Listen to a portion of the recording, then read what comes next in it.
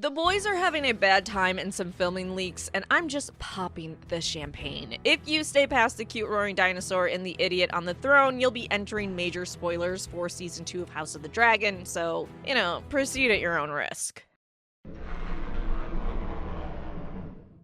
So the Battle of Rook's Rest will likely occur very early in Season 2. The Battle of Rook's Rest is incredibly important as it sets up some major events that will follow. So in the beginning of Season 2, Aegon II will learn that more people are declaring for Rhaenyra than he thought would, including some places in the Reach, which is a shocking blow to him. I mean, it's the region his own mother's house sits in, Old Town. So to have some of the Reach houses turning against them, and the Hightowers are a very old and ancient house, they're pretty pissy that the Tyrells were picked to take over Highgarden and be the wardens of the Reach, so yeah, there's a lot of anger, and them not having as much support in the Reach will just be another blow to their house. A deserved blow, but still. But Aegon II decides to focus on the Crown lands and those loyal to the Blacks. Criston Cole is sent, and from the leaks, they're tweaking the lore to have Alicent's brother, Gwaine Hightower, join him. The boys do not get along in all the filming leaks we have. We have several leaked videos of them screaming at each other in different scenes. We also have leaks showing Jason Lannister, the gross one that was hitting on Rhaenyra, if you can call that hitting on, might be at this battle.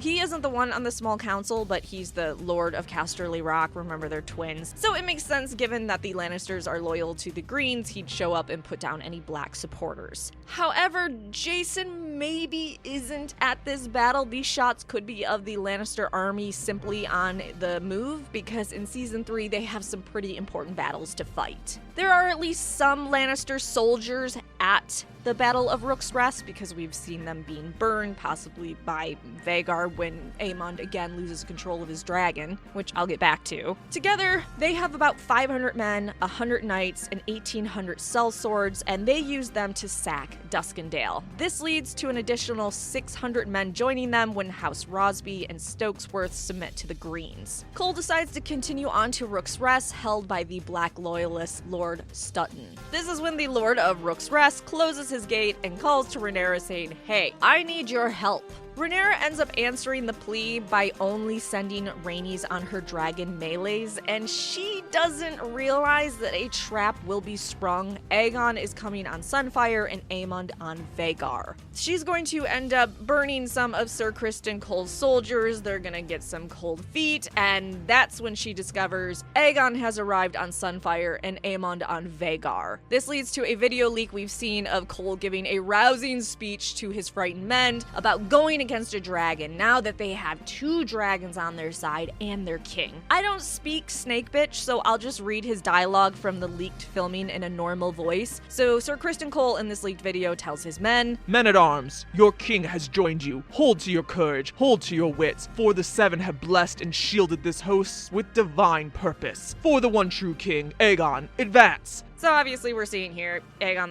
II shows up, gives courage to the men, and they decide to charge forward. However, Aegon being involved in this battle ends pretty poorly for him. Now going back to what I said more about Aemond losing control of Vhagar again, from leaks it looks like she roasts some green supporters, so their own troops. We have some pretty sexy leaks of Aegon II's men being barbecued by the stand-in for Vhagar, so that's a yikes. Aemond, I have a video you might want to watch. In this fight, Aegon II is horrifically burned by melees and spends the next year bedridden. He's in really rough shape, which leads to Sir War Criminal ruling as a regent. Interestingly, leaked photos show a burned costume being labeled Aegon, so I'm hoping his injuries are just absolutely just horrible on every level. Sunfire is also injured in this fight and never truly recovers. It's kind of sad. Further leaks show Criston does come up to kneel by a badly injured Aegon to see how bad his condition is and to get him help.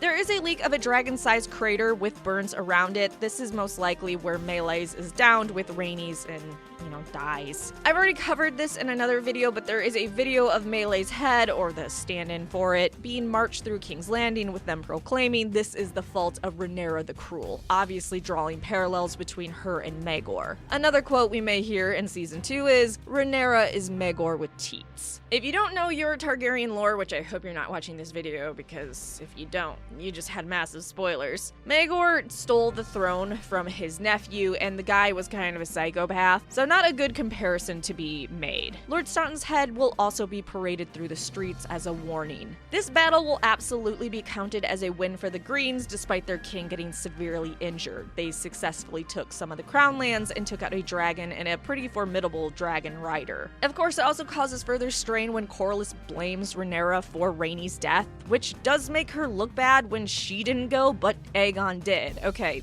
their king went. Why didn't you go? Earlier leaks showed Corlys rowing to shore to go to King's Landing, so he's likely turning due to this, or after his new legitimized heir, Adam of Hall, goes to him with the horror of the Battle of the Gullet. Ending the season with the Battle of the Gullet and also Corlys rowing to King's Landing would be a pretty dramatic way to end the season. From all the leaks we've had so far, Rook's Rest is going to be an amazing battle, and I can't wait to see it in season 2.